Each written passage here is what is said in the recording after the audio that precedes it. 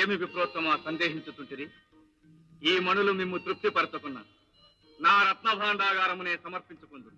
ఆ రాళ్లతో మాకు నిమిత్తము లేదు. మరి చతురంగ బలముల, నృత్త గీత వాద్య వినోదముల, అప్సరల వంటి విలాసినిగా అట్టి అల్పమైన కోరికలు సాధించుకొనుటకు ఈ దానకరుణని యాచించున అగత్యము లేదు కదా. ఆయనతో ఇంకేమి కావలేను.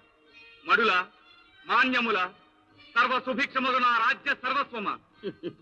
స్వర్గ సుఖములనే తృణప్రాయముగా గణించు మా బోంట్లకు ఈ మహీరాజ్య సుఖములపై ఆశ మిగిలియుండు నా కర్ణ.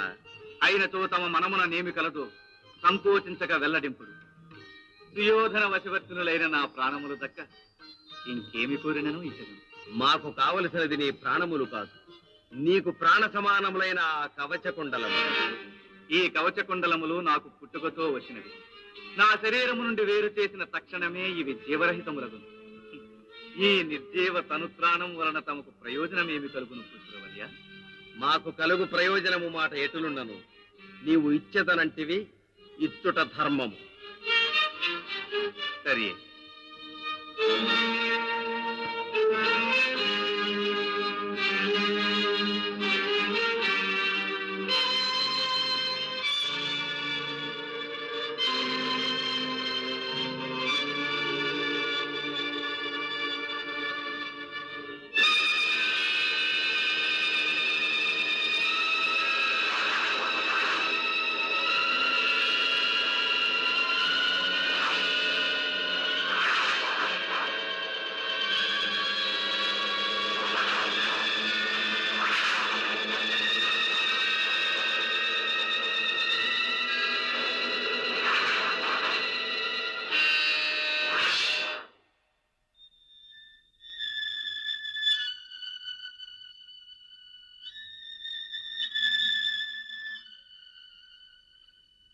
ఇవిగో కవచకుండలము.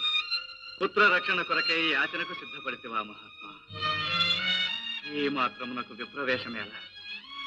స్వస్వరూపమున వచ్చి కోరినను ఈ కర్ణుడు లేదనుడు కదా. త్రిలోకాధిపతివి, సర్వదివిజ పూజ్యుడవు, నీ వంటి యాచకుడు నాకెచ్చట లభించును మహేంద్ర. కర్ణ, నీకు శుభమగుగాక. దానము స్వీకరించు హస్తము క్రిందగును మహేంద్ర. నిజము నిజము. కేవలము శూరాగ్రేసరునిగా మాత్రమే గాక దానవీరునిగా నీ కీర్తి చిరస్థాయి కాగలదు. కర్ణ, కవచము ఒలుచుడతే నీ శరీరము వికృతమైనదని విచారించకుము. సూర్యకాంతితో తేజరిల్లగలవు.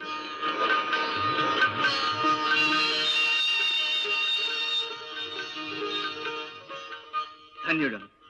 నీ ధర్మ దీక్షకు దానపరత్వమునకు మెచ్చితిని. ఏమి కావలేనో కోరుకొను. ఇచ్చుటయే గాని పుచ్చుకున్నట ఎరుగని వాడను. ఏమి కోరగలను సురేంద్ర? నీవు కోరకున్నను నేను ఇచ్చేదను. ఇదిగో అద్భుతమైన నా శక్తి. నీ శత్రువునొక్కని చంపి తిరిగి నా వద్దకు చేరగలదు.